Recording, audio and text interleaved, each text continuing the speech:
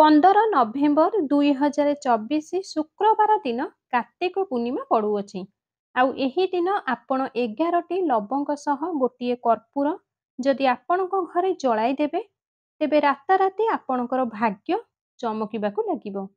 ଏହା ସହ ସବୁଦିନ ପାଇଁ ଆପଣଙ୍କ ଘରୁ ନିର୍ଧନତା ଦୂର ହୋଇଯିବ। ଧନ ସହିତ ଜଡ଼ିତ ସବୁ ସମସ୍ୟା ଦୂର ହୋଇଯିବ। ତ ଏହି ବର୍ଷ ଏହି କାର୍ତ୍ତିକ ପୂର୍ଣ୍ଣିମା ଗୋଟିଏ ନୁହେଁ, ବହୁତ ଗୁଡ଼ିଏ ଶୁଭ ସଂଯୋଗ ବନୁଅଛି। ସବୁଠୁ ପ୍ରଥମେ ଆଦିତ୍ୟ ରାଜଯୋଗ ବନୁଅଛି। ଏହା ସହ ଏହି ଦିନ ଗଜକେଶରୀ ରାଜଯୋଗ ବନୁଅଛି। ଏହା ଅତ୍ୟନ୍ତ ଉତ୍ତମ ଏବଂ ଦୁର୍ଲଭ ସଂଯୋଗ ହୋଇଥାଏ। ଆଜିର ଭିଡ଼ିଓରେ ଆମେ ଯେଉଁ ଉପାୟ ଆପଣମାନଙ୍କୁ ଜଣାଇବୁ, ଯଦି ଏହି ବର୍ଷ କାର୍ତ୍ତିକ ପୂର୍ଣ୍ଣିମା ଦିନ ଏହି ଉପାୟଟିକୁ ଆପଣ କରିନେବେ, ତେବେ ଆପଣଙ୍କ ଭାଗ୍ୟର ଉନ୍ନତି ହେବା ସହ ରାତାରାତି ଆପଣ ଧନବାନ ବନିବାକୁ ଲାଗିବେ। କାହିଁକି ନା 2024 ବର୍ଷର ଏହି କାର୍ତ୍ତିକ ମାସ ସବୁଠାରୁ ବଡ଼ ପୂର୍ଣ୍ଣିମା ଅଟେ। ଯେଉଁ ବ୍ୟକ୍ତିଙ୍କ ଜୀବନରେ ଧନର ଯୋଗ ବନି ପାରୁନାହିଁ, ଧନ ଆସିପାରୁନାହିଁ, ପଇସାକୁ ନେଇକି ସବୁବେଳେ ଚିନ୍ତାରେ ରହୁଛନ୍ତି, ଘରେ ଆପଣଙ୍କର ନିର୍ଧନତା ଛାଇ ହୋଇ ପଡ଼ି ରହିଛି, ଆପଣଙ୍କ ଘରେ ମାତା ଲକ୍ଷ୍ମୀଙ୍କର ବାସ ହେଉନାହିଁ, ତ ଏହି କାର୍ତ୍ତିକ ପୂର୍ଣ୍ଣିମା ବର୍ଷର ସବୁଠାରୁ ବଡ଼ ପୂର୍ଣ୍ଣିମା ହୋଇଥାଏ। କାହିଁକି ନା ଏହି ଦିନ ସମସ୍ତ ଦେବୀ ଦେବତା ପୃଥିବୀକୁ ଆସିଥାନ୍ତି ଦେବଦିବାଲି ବନାଇବାକୁ। ଆଉ ଏହି ଦିନ ଯଦି ବି ଆପଣ 11ଟି ଲବଙ୍ଗ ଗୋଟିଏ କର୍ପୂର ବାଲା ଉପାୟଟିକୁ କରିବେ, ତ ଆପଣଙ୍କ ଘରେ ଏତେ ଧନର ବର୍ଷା ହେବ ଯେ ଧନ ସମ୍ଭାଳିବା ମୁସ୍କିଲ ହୋଇଯିବ। ଯଦି କେବଳ ଆଉ କେବଳ ଗୋଟିଏ ଥର ମାତ୍ର କୌଣସି ବ୍ୟକ୍ତି ମାତା ଲକ୍ଷ୍ମୀଙ୍କ ସହିତ ଶ୍ରୀହରି ବିଷ୍ଣୁଙ୍କୁ ପ୍ରସନ୍ନ କରାଇ ଦେଇପାରିବେ, ତ ସେହି ବ୍ୟକ୍ତିଙ୍କ ଜୀବନରେ ଅପାର ଧନ ମିଳିଥାଏ। ଏତେ ଧନ ମିଳିଥାଏ ଯେ ପଇସା ସମ୍ଭାଳିବା ପାଇଁ ବହୁତ ମୁସ୍କିଲ ହୋଇଯିବେ। ବହୁତ ବ୍ୟକ୍ତି ମାତା ଲକ୍ଷ୍ମୀଙ୍କୁ ପ୍ରସନ୍ନ କରିବା ପାଇଁ ଉପାୟମାନ କରିଥାନ୍ତି, ଘରେ ସୁଖ ଶାନ୍ତି ବଢ଼ାଇବା ପାଇଁ ଉପାୟମାନ କରିଥାନ୍ତି। ସବୁବେଳେ ଧନର ଦେବୀ ମାତା ଲକ୍ଷ୍ମୀ ଶ୍ରୀହରି ବିଷ୍ଣୁଙ୍କ ସାଥିରେ ହିଁ ରହିଥାନ୍ତି। ଶ୍ରୀହରି ବିଷ୍ଣୁଙ୍କ ବିନା ମାତା ଲକ୍ଷ୍ମୀ କୁଆଡ଼େ ବି ଯାଆନ୍ତି ନାହିଁ। ଆଉ ଯଦି ଆପଣ ଚାହାନ୍ତି କି ଆପଣଙ୍କ ଘରକୁ ମାତା ଲକ୍ଷ୍ମୀ ଆସନ୍ତୁ ଆଉ ଆପଣଙ୍କ ଘରକୁ କେବେ ବି ଛାଡ଼ିକି ନ ଯାଆନ୍ତୁ, ତେବେ ଏହି 11ଟି ଲବଙ୍ଗ ବାଲା ଉପାୟ ଆପଣ ଏହି କାର୍ତ୍ତିକ ପୂର୍ଣ୍ଣିମା ଦିନ ନିହାତି କରନ୍ତୁ। ଦେଖନ୍ତୁ, କାର୍ତ୍ତିକ ମାସର ଶ୍ରୀହରି ବିଷ୍ଣୁ ଏବଂ ମାତା ଲକ୍ଷ୍ମୀଙ୍କ ସହିତ ମାତା ତୁଳସୀଙ୍କୁ ସମର୍ପିତ ହୋଇଥାଏ। ତ ଏହି କାର୍ତ୍ତିକ ପୂର୍ଣ୍ଣିମା ଦିନ ଏହି ଉପାୟ ଯଦି ଆପଣମାନେ କରୁଛନ୍ତି, ତ ଭାଗ୍ୟର ବୃଦ୍ଧି ହେବା ସହ ମାତା ଲକ୍ଷ୍ମୀଙ୍କ କୃପା ବର୍ଷିବ ଏବଂ ଶ୍ରୀହରି ବିଷ୍ଣୁଙ୍କ ଆଶୀର୍ବାଦରୁ ଆପଣ ଅଧିକରୁ ଅଧିକ ଧନବାନ ବନିଯିବେ।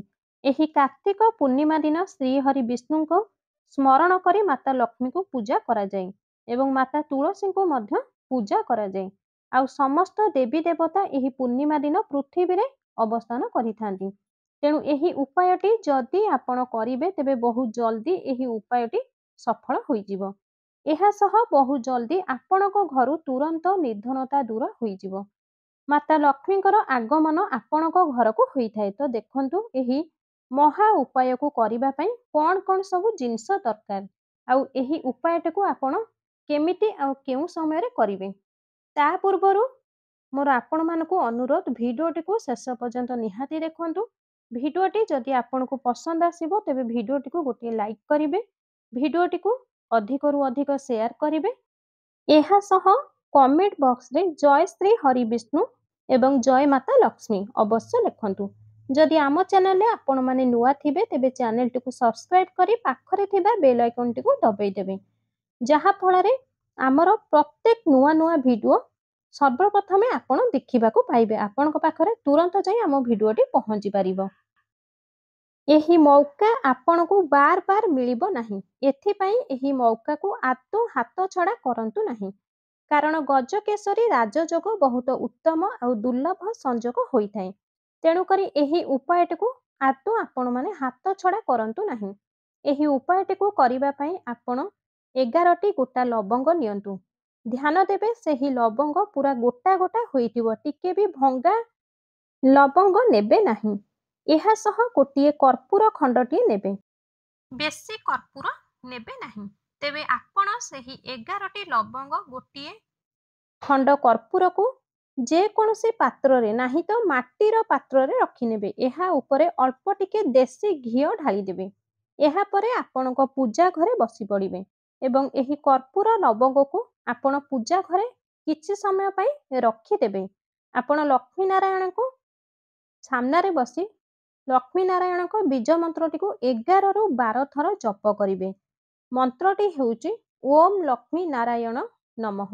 ଆଉ ଏହି ମନ୍ତ୍ରଟି ଭଗବାନ ଶ୍ରୀହରି ମାତା ଲକ୍ଷ୍ମୀଙ୍କର ବହୁତ ବଡ଼ ଚମତ୍କାରୀ ମନ୍ତ୍ରଟିଏ। ଏହି ମନ୍ତ୍ରକୁ 11ରୁ 12 ଥର ଜପ କରିବେ। ଏହାପରେ ଲବଙ୍ଗ ଆଉ କର୍ପୂରକୁ ଆପଣଙ୍କ ପୂଜା ଘରେ ଜଳାଇ ଦେବେ। ଜଳାଇବା ପରେ ଆପଣଙ୍କ ପୁରା ଘର ଏହି କର୍ପୂର ଲବଙ୍ଗକୁ ନେଇ ବୁଲାଇବେ। ଯେମିତି ଆପଣଙ୍କ ଘରର ଯେତେ ବି ରୁମ୍ ଅଛି ସବୁ ରୁମ୍ରେ ଏହି କର୍ପୂର ଲବଙ୍ଗକୁ ବୁଲାଇବେ। ଏହା ସହ ଆପଣଙ୍କ ଘରର ମୁଖ୍ୟ ଦ୍ୱାରରେ ଅବଶ୍ୟ ବୁଲାଇବେ। ଆଉ ଏହି 11ଟି ଲବଙ୍ଗ ଆଉ କର୍ପୂର ଏହା କୌଣସି ସାଧାରଣ ନୁହେଁ, କାରଣ ଏହି ଦିନ ଘରେ ଦେବୀ ଦେବତା ଆସିଥାନ୍ତି, ମାତା ଲକ୍ଷ୍ମୀ ବି ଆସିଥାନ୍ତି, ଶ୍ରୀହରି ବିଷ୍ଣୁ ବି ଆସିଥାନ୍ତି। କାହିଁକି ନା ଏହା କାର୍ତ୍ତିକ ମାସର ପୂର୍ଣ୍ଣିମା ଅଟେ। ଆଉ ଏହି ପୂର୍ଣ୍ଣିମା ଦିନ ସମସ୍ତ ଦେବୀ ଦେବତା ପୃଥିବୀକୁ ଓହ୍ଲାଇ ଆସିଥାନ୍ତି। ତେଣୁ ଆପଣ ଯେଉଁ ଲବଙ୍ଗ କର୍ପୂର ଜଳାଇଲେ ଏହାର ଧୂଆଁ ଆପଣଙ୍କର ପୁରା ଘରେ ବୁଲାଇ ଦେବେ।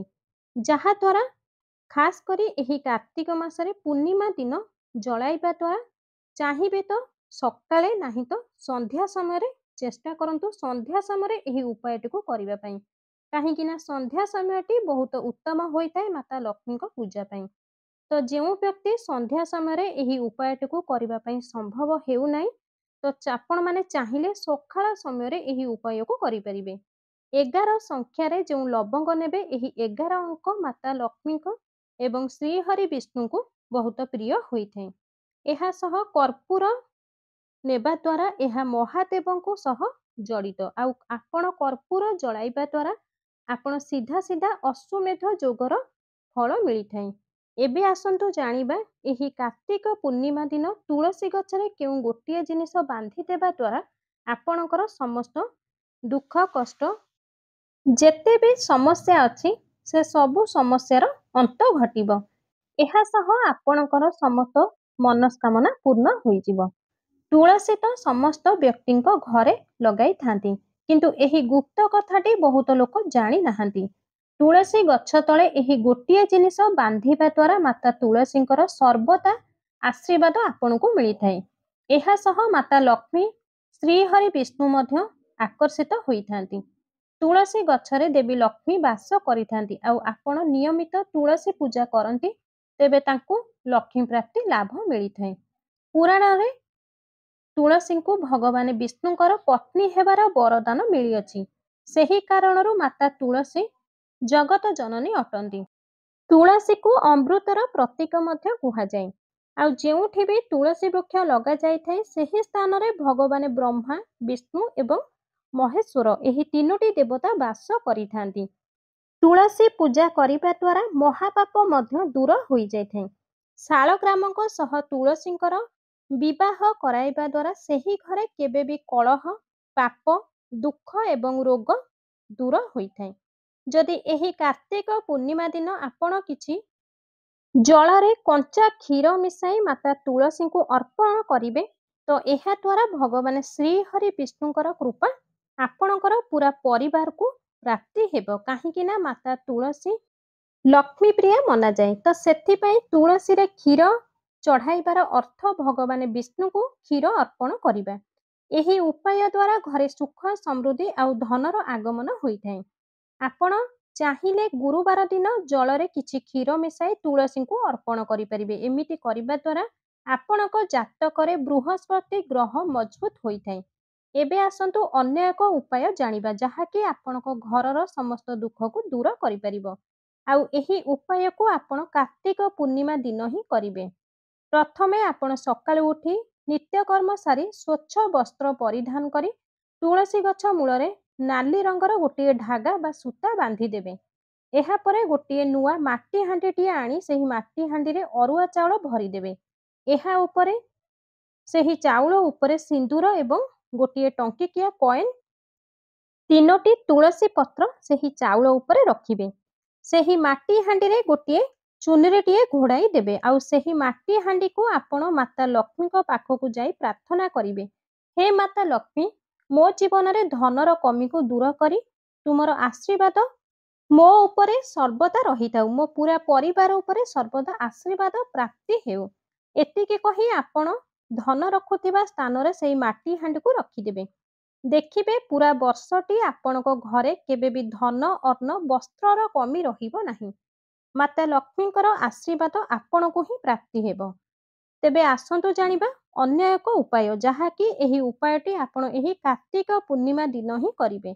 ପବିତ୍ର କାର୍ତ୍ତିକ ପୂର୍ଣ୍ଣିମା ଦିନ ସନ୍ଧ୍ୟା ସମୟରେ ଆପଣ ଘରେ ଝାଡ଼ୁ ଲଗାଇବା ସମୟରେ ଆପଣଙ୍କ ଘରର ମୁଖ୍ୟ ଦ୍ୱାରରେ 2ଟି ଗୋଲମରିଚ ରଖିକି ଅଳିଆ ସହ ସେହି ଗୋଲମରିଚକୁ ବାହାର କରିଦିଅନ୍ତୁ।